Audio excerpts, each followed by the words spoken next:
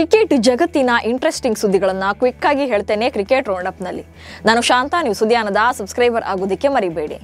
ನಾಯಕ ಶುಭ್ಮನ್ ಗಿಲ್ ಅವರ ಅಜೇಯ ಶತಕದ ನೆರವಿನಿಂದ ಇಂಗ್ಲೆಂಡ್ ವಿರುದ್ಧ ನಡೀತಾ ಇರುವಂತಹ 2ನೇ ಟೆಸ್ಟ್ ಪಂದ್ಯದ ಮೊದಲ ದಿನ ಭಾರತ ಉತ್ತಮ ಸ್ಕೋರ್ಗಳನ್ನು ಕಲೆ ಹಾಕಿದೆ. ನಾಯಕ ಶುಭ್ಮನ್ ಗಿಲ್ 4ನೇ ಕ್ರಮಾಂಕದಲ್ಲಿ ಅಮೋಘ ಬ್ಯಾಟಿಂಗ್ ನಡೆಸಿದ್ದಾರೆ. 216 ಎಸೆತಗಳಲ್ಲಿ 12 ಬೌಂಡ್ರಿಗಳ ನೆರವಿನಿಂದ ಅಜೇಯ 114 ರನ್ಗಳನ್ನು ಬಾರಿಸಿದ್ರೆ, ರವೀಂದ್ರ ಜಡೇಜಾ 5 ಬೌಂಡ್ರಿಗಳ ನೆರವಿನಿಂದ ಅಜೇಯ 41 ರನ್ ಗಳಿಸಿದ್ದಾರೆ. ಈ ಮೂಲಕ ಟೀಂ ಇಂಡಿಯಾ ಮೊದಲ ದಿನ 5 ವಿಕೆಟ್ ಕಳ್ಕೊಂಡು 310 ರನ್ಗಳನ್ನು ಕಲೆ ಹಾಕಿದೆ. ಇಂಗ್ಲೆಂಡ್ ವಿರುದ್ಧದ ದ್ವಿತೀಯ ಟೆಸ್ಟ್ ಪಂದ್ಯದಲ್ಲಿ ಕಣಕ್ಕಿಳಿದಿರುವಂತಹ ನಿತೀಶ್ ಕುಮಾರ್ ರೆಡ್ಡಿ ಕೇವಲ 1 ರನ್ ಗಳಿಸಿ ನಿರಾಸೆ ಮೂಡಿಸಿದರು. ಬರ್ಮಿಂಗ್ಹ್ಯಾಮ್ನ ಎಡ್ಜ್ಬಾಸ್ಟನ್ ಸ್ಟೇಡಿಯಂನಲ್ಲಿ ನಡೀತಾ ಇರುವಂತಹ ಈ ಪಂದ್ಯದಲ್ಲಿ 6ನೇ ಕ್ರಮಾಂಕದಲ್ಲಿ ಕಣಕ್ಕಿಳಿದ ನಿತೀಶ್ ಕೇವಲ 1 ರನ್ ಗಳಿಸಿ ಔಟ್ ಆದರು. ಶಾರ್ದುಲ್ ಠಾಕೂರ್ ಬದಲಿಗೆ ನಿತೀಶ್ ಕುಮಾರ್ ರೆಡ್ಡಿಗೆ ಈ ಪಂದ್ಯದಲ್ಲಿ ಚಾನ್ಸ್ ನೀಡಲಾಗಿದೆ. ಆದರೆ ಸಿಕ್ಕ ಅವಕಾಶದಲ್ಲಿ ನಿತೀಶ್ ಬಳಸಿಕೊಳ್ಳದೆ ನಿರಾಸೆ ಮೂಡಿಸಿದ್ದಾರೆ. ಬರ್ಮಿಂಗ್ಹ್ಯಾಮ್ನ ಎಡ್ಜ್ಬಾಸ್ಟನ್ ಸ್ಟೇಡಿಯಂನಲ್ಲಿ ನಡೀತಾ ಇರುವಂತಹ 2ನೇ ಟೆಸ್ಟ್ ಪಂದ್ಯದ ಮೊದಲ ಇನ್ನಿಂಗ್ಸ್ನಲ್ಲಿ 5ನೇ ಕ್ರಮಾಂಕದಲ್ಲಿ ಕಣಕ್ಕಿಳಿದ ರಿಷಬ್ ಪಂತ್ ಭರ್ಜರಿ ಹೊಡೆತಕ್ಕೆ ಮುಂದಾಗಿ ವಿಕೆಟ್ ಒಪ್ಪಿಸಿದ್ರು. 25 ರನ್ ಗಳಿಸಿ ಪೆವಿಲಿಯನ್ಗೆ ಹಿಂತಿರುಗಿದ ರಿಷಬ್ ಪಂತ್ ಡ್ರೆಸ್ಸಿಂಗ್ ರೂಮ್ನಲ್ಲಿ ತಮ್ಮ ಕೋಪತಾಪವನ್ನು ಪ್ರದರ್ಶಿಸಿದ್ದಾರೆ. ಸುಮ್ಮನೆ ವಿಕೆಟ್ ಕೈಚರಿದ ಆಕ್ರೋಶದಲ್ಲಿದ್ದ ಪಂತ್ ಡ್ರೆಸ್ಸಿಂಗ್ ರೂಮ್ನಲ್ಲಿ ತಮ್ಮ ಹೆಲ್ಮೆಟ್ ಎಸೆಯುವ ಮೂಲಕ ಆಕ್ರೋಶವನ್ನು ಹೊರಹಾಕಿದ್ದಾರೆ. ಈ ವಿಡಿಯೋ ಈಗ ವೈರಲ್ ಆಗ್ತಾ ಇದೆ. ಭಾರತ ಅಂಡರ್-19 ಕ್ರಿಕೆಟ್ ತಂಡದ ತಾರೆ ವೈಭವ್ ಸೂರ್ಯವಂಶಿ ಮತ್ತೊಮ್ಮೆ ಇತಿಹಾಸದ ಪುಸ್ತಕದಲ್ಲಿ ತಮ್ಮ ಹೆಸರನ್ನು ಬರೆದಿದ್ದಾರೆ. ಈ ಬಾರಿ ಭಾರತ ಅಂಡರ್-19 ಇತಿಹಾಸದಲ್ಲೇ 3ನೇ ವೇಗದ ಅರ್ಧ ಶತಕವನ್ನ ಬಾರಿಸುವ ಮೂಲಕ ಎಲ್ಲರ ಮೆಚ್ಚುಗೆಗೆ ಪಾತ್ರರಾಗಿದ್ದಾರೆ. 14 ವರ್ಷದ ಈ ಆಟಗಾರ 31 ಎಸೆತಗಳಲ್ಲಿ 86 ರನ್ ಗಳಿಸಿ ಭಾರತಕ್ಕೆ ನಾರ್ಥಂಪ್ಟನ್ ವಿರುದ್ಧ 4 ವಿಕೆಟ್ಗಳ ಜಯ ತಂದುಕೊಟ್ಟಿದ್ದಾರೆ. ಕೇವಲ 14 ಬಾಲ್ಗಳಲ್ಲಿ ಆಫ್ ಸೆಂಚುರಿ ಬಾರಿಸಿದ್ದು ಅಂಡರ್-19 ಇತಿಹಾಸದಲ್ಲಿ 3ನೇ ಅತಿ ವೇಗದ ಶತಕವಾಗಿದೆ.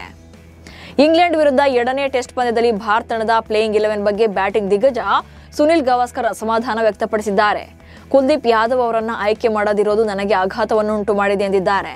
ಅಷ್ಟೇ ಅಲ್ಲ, ಟೀಂ ಇಂಡಿಯಾದ ಅಗ್ರ ಕ್ರಮಾಂಕದ ಬ್ಯಾಟರ್ಗಳು ರನ್ ಗಳಿಸದೇ ಇದ್ದರೆ ವಾಷಿಂಗ್ಟನ್ ಸುಂದರ್ ಮತ್ತು ನಿತೀಶ್ ಕುಮಾರ್ ರೆಡ್ಡಿ ಅವರನ್ನ ಪ್ಲೇಯಿಂಗ್ 11ಗೆ ಕರೆತರೋದು ಪರಿಹಾರ ಅಲ್ಲ ಎಂದಿದ್ದಾರೆ.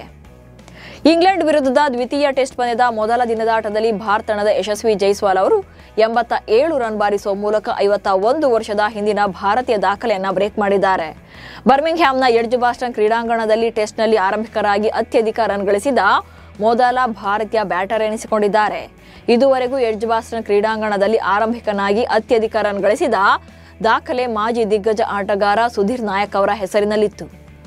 ಸೌದಿ ಅರೇಬಿಯಾ T20 ಲೀಗ್ ಆಯೋಜನೆಗೆ ಮುಂದಾಗಿದೆ.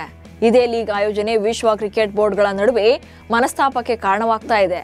ವಿಶ್ವದ ಶ್ರೀಮಂತ ಲೀಗ್ IPLಗೆ ಟಕ್ಕರ್ ನೀಡುವಂತಹ T20 ಲೀಗ್ ಆಯೋಜನೆ ಚಿಂತನೆಯಲ್ಲಿರುವಂತಹ ಸೌದಿ ಅರೇಬಿಯಾ 4,300ಕ್ಕೂ ಅಧಿಕ ಕೋಟಿ ಹಣ ಹೂಡಿಕೆ ಮಾಡೋಕೆ ರೆಡಿಯಾಗಿದೆ. ಹೀಗಾಗಿ ಸೌದಿ ಅರೇಬಿಯಾದ T20 ಲೀಗ್ಗೆ BCCI ಹಾಗೆ ECB ವಿರೋಧ ವ್ಯಕ್ತಪಡಿಸಿವೆ. ಈ ಟೂರ್ನಿಯಲ್ಲಿ ಅಧಿಕ ಹಣ ಸುರಿದ್ರೆ ಸ್ಟಾರ್ ಕ್ರಿಕೆಟರ್ ಸೌದಿ T20 ಅತ್ತ ಮುಖ ಮಾಡ್ತಾರೆ. ಇದರಿಂದ IPL ದಿ 100 ಲೀಗ್ಗೆ ಭಾರಿ ಹೊಡೆತ ಬೀಳುತ್ತೆ ಅನ್ನೋ ಮಾತು ಕೇಳಿ ಬರ್ತಾ ಇದೆ. ಶಿಖರ್ ಧವನ್ ಇತ್ತೀಚೆಗೆ ಸಂದರ್ಶನವೊಂದರಲ್ಲಿ ತಮ್ಮ ವೃತ್ತಿ ಜೀವನದ ಅಂತ್ಯದ ಬಗ್ಗೆ ಮಾತನಾಡಿದ್ದಾರೆ. 2022ರಲ್ಲಿ ಬಾಂಗ್ಲಾದೇಶ ವಿರುದ್ಧದ ಏಕದಿನ ಪಂದ್ಯದಲ್ಲಿ ಇಶಾನ್ ಕಿಶನ್ ದ್ವಿಶತಕ ಗಳಿಸಿದಾಗ ಧವನ್ಗೆ ತಮ್ಮ ವೃತ್ತಿ ಜೀವನ ಮುಗಿಯುತ್ತೆ ಅನಿಸಿತಂತೆ.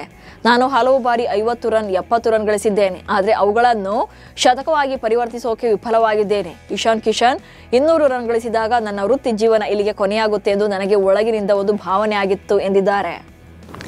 ಅಮೆರಿಕದಲ್ಲಿ ನಡೀತಾ ಇರುವಂತಹ ಮೇಜರ್ ಲೀಗ್ ಕ್ರಿಕೆಟ್ ಟೂರ್ನಿಯ 22ನೇ ಪಂದ್ಯದಲ್ಲಿ ಟೆಕ್ಸಾಸ್ ಸೂಪರ್ ಕಿಂಗ್ಸ್ ತಂಡ ಭರ್ಜರಿ ಗೆಲುವು ಸಾಧಿಸಿದೆ. ಮೊದಲು ಬ್ಯಾಟ್ ಮಾಡಿದಂತಹ ಟೆಕ್ಸಾಸ್ ತಂಡ 3 ಓವರ್ಗಳಲ್ಲಿ ಕೇವಲ 34 ರನ್ ಮಾತ್ರ ಗಳಿಸಿತ್ತು. ಕೊನೆಯ 2 ಓವರ್ಗಳಲ್ಲಿ 9 ಎಸೆತಗಳನ್ನು ಎದುರಿಸಿದ ಫೆರೈರಾ ಸಿಡಿಲಬ್ಬರದ ಬ್ಯಾಟಿಂಗ್ ಪ್ರದರ್ಶನ ಮಾಡಿದರು. 9 ಎಸೆತಗಳಲ್ಲಿ 5 ಭರ್ಜರಿ ಸಿಕ್ಸ್ ಹಿಡಿಸುವ ಮೂಲಕ ಟೆಕ್ಸಾಸ್ ಸೂಪರ್ ಕಿಂಗ್ಸ್ ತಂಡದ ಸ್ಕೋರ್ ಅನ್ನು 5 ಓವರ್ಗಳಲ್ಲಿ 87ಕ್ಕೆ ತಂದು ನಿಲ್ಲಿಸಿದ್ರು. ಅದರಂತೆ 88 ರನ್ಗಳ ಗುರಿ ಪಡೆದ ವಾಷಿಂಗ್ಟನ್ ಫ್ರೀಡಂ ತಂಡ 5 ಓವರ್ಗಳಲ್ಲಿ 44 ರನ್ ಗಳಿಸಿ ಸೋಲ್ಬೇಕಾಯಿತು. ಕೊಲಂಬೋದ ಆರ್ ಪ್ರೇಮದಾಸ ಮೈದಾನದಲ್ಲಿ ನಡೀತಾ ಇದ್ದಂತಹ ಬಾಂಗ್ಲಾದೇಶ ಶ್ರೀಲಂಕಾ ನಡುವೆ ಮೊದಲ ಏಕದಿನ ಪಂದ್ಯದ ವೇಳೆ ಮೈದಾನಕ್ಕೆ ಹಾವು ನುಗ್ಗಿತ್ತು. ಅಲ್ಲದೆ ಕೆಲ ಹೊತ್ತು ಮೈದಾನದಲ್ಲೇ ಓಡಾಡಿದೆ. ಇದರಿಂದ ಕೆಲ ಹೊತ್ತು ಪಂದ್ಯವನ್ನು ಸ್ಥಗಿತಗೊಳಿಸಲಾಗಿತ್ತು. ಆ ಬಳಿಕ ಭದ್ರತಾ ಸಿಬ್ಬಂದಿ ಆಗಮಿಸಿ ಹಾವನ್ನ ಮೈದಾನದಿಂದ ಹೊರಹಾಕುವಲ್ಲಿ ಯಶಸ್ವಿಯಾಗಿದ್ದಾರೆ. ಆನಂತರ ಪಂದ್ಯವನ್ನ ಮುಂದುವರೆಸಲಾಗಿದ್ದು ಮೈದಾನದಲ್ಲಿ ಓಡಾಡ್ತಾ ಇದ್ದ ಹಾವಿನ ವಿಡಿಯೋ ವೈರಲ್ ಆಗಿದೆ. ಇವಿಷ್ಟು ಇವತ್ತಿನ ಕ್ರಿಕೆಟ್ ರೌಂಡಪ್ ಸುದ್ದಿಗಳು. ನಮಸ್ಕಾರ.